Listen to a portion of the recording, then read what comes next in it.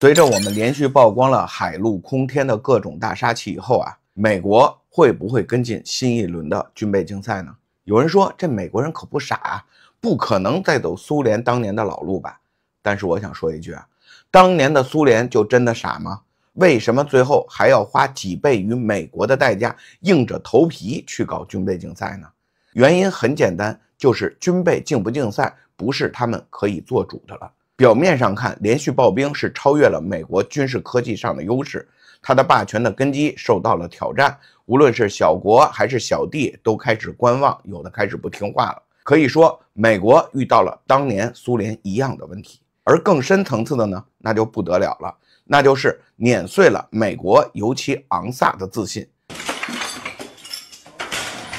大家要知道啊，这个昂萨的自信可是白人至上的基础，而白人至上呢，更是西方中心论的基石。可以说，这次的突破正在导致西方中心论的坍塌。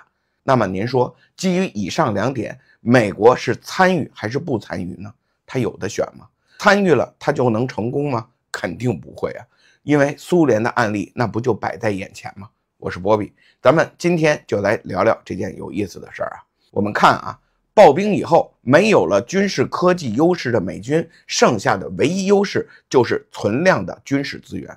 什么叫存量军事资源呢？就是武器装备和全球基地，以及建立在这个基础上的盟友优势。地球人都知道啊，以我们现在的工业实力，是可以完全碾压美国的工业基础以及它的军工产能的。所以它的这种优势，在我们看来，消解起来其实是很容易的。至于它的盟友，如果美国的军事资源方面的优势没有了，它的盟友体系将怎么维持呢？土崩瓦解，怕也是在瞬间的事儿。而且现在这种尖端科技装备的频繁亮相，对美国造成的影响可不止在军事方面上，势必也会在它的政治和经济层面上产生连带反应。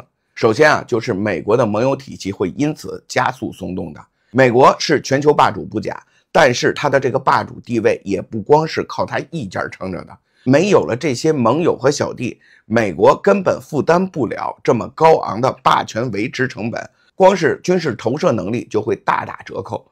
至于盟友的忠诚度啊，那更是要与美国的军事力量成正比的。一方面，美国要用军事力量给他们提供保护，另一方面也要用这个军事力量来威慑他们不敢生出异心。如果说美国的军事都被别人领先了，那么这些盟友跟着美国能心安吗？大哥都罩不住了，那是不是要换个山头了？尤其是现在美国的国力已经呈现了逐渐衰落的趋势，美债高企，美股泡沫惊天，搞不好哪天玩不下去了，来了一出硬着陆，那么这些深度捆绑的盟友哪一个都上不了岸。咱们说啊，这个美国为什么要拼命的维持天下第一的人设呢？不是因为美国人死要面子活受罪，而是现在的美国不是靠他自己的这3亿人努力工作打拼出来的，因为在这3亿人里，至少有80%是靠快乐教育出来的。您说就这些人他能干什么？美国的这些资源和财富，包括他维持着自己尖端科技的这些人才，都是在对全世界收割而来的。而这个收割是有成本的，成本越高，得到的收益就会越少。上期咱们讲啊，印度人也就是三哥，为什么在美国现在这么豪横啊？就是因为他们是美国现在可以找到的最便宜的人才。所以说啊，如果美国的这个收割成本高到了一定程度，哪怕就是还有力量，它的霸权都已经维持不下去了。当年的大英帝国不就是这么解体的吗？而说起美国的收割，其实它有2种。第一个就是用美元收割，提供一些国家政治军事上的保护，在经济上呢将他们捆绑起来，比如说把美国的消费市场对他们开放。第二个就是直接抢，这就不用多说了，凭的就是过硬的硬实力，让他们不敢反抗。但无论哪种，它都是建立在美国超然的军事力量的基础上的。一旦军事威慑力下降，大家的反抗欲望就会加大，收割就会更加不顺，那么它的霸权维持成本就会直线上升，麻烦也就会越来越大。一旦这个霸权和收割维持不了平衡，霸权就会解体，内讧也将会是大概率事件。现在美国霸权的3大支柱：军事霸权、科技霸权、金融霸权，前2个已经遭受到了强烈冲击，如果这2个破了，那么金融霸权也将会是空中楼阁。因此呢，现在美国能做到的最一劳永逸的办法，就是趁着自己的军事霸权的优势还在，打一仗，打赢以后再顺势开启冷战，将那个大国的崛起的趋势斩断。但是啊，这恰恰是不可能完成的，原因也很简单，没法打，他也打不过。因为这个大国它不是美国，没有那么多的全球化利益，更没有分布在全球的盟友和军事基地。你要打仗，那咱们就在家门口打。60年前你不行，何况刨冰的今天了。众所周知啊，美国现在离霸权解体就差一场局部战争了，这也是他在俄乌中东都不愿意下场的原因。在这点上，咱们清楚，美国人也同样清楚。基于这点啊，那种自掘坟墓的事儿他是不会干的。那么说来说去，最后他只剩下一条路了，那就是被迫开启军备竞赛。前面咱们说了，美霸模式是不可能接受被其他国家军事反超的。它不光要维持 GDP 的天下第一的脸面，更要维持军事天下第一的脸面。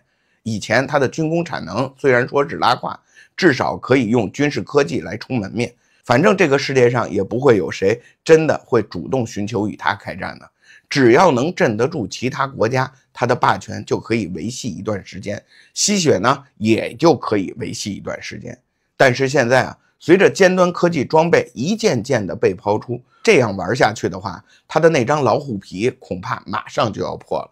一旦大家识破了美国的底细，那么它的霸权维持成本就更会做火箭的抬升，收益则会更加萎缩。到那个时候，别说当老大了，哪怕按照他们下一届政府所设想的，先把全球搞乱，然后狠狠地捞一票返回北美，恐怕这些都将成为痴心妄想。